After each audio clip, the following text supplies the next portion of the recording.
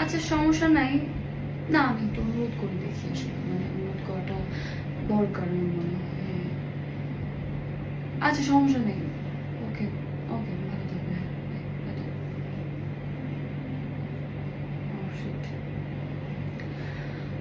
আম, আমি আজকে আসলে একটু ব্রাজিল সাপোর্টারদের একটা ছোট্ট অনুরোধ করতে এসেছি।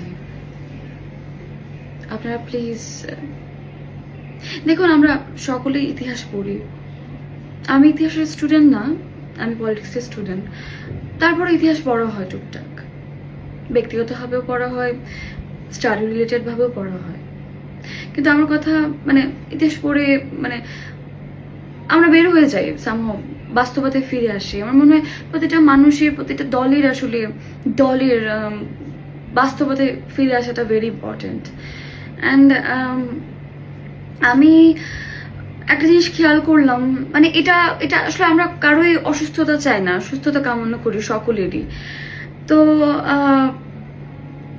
একটাই রিকোয়েস্ট আসলে ব্রাজিল সাপোর্টারদের, ইতিহাস পড়া যদি শেষ হয় প্লিজ একটু বিশ্রাম নেবেন প্লিজ। মানে আমরা আপনাদের সুস্থতা কামনা করি।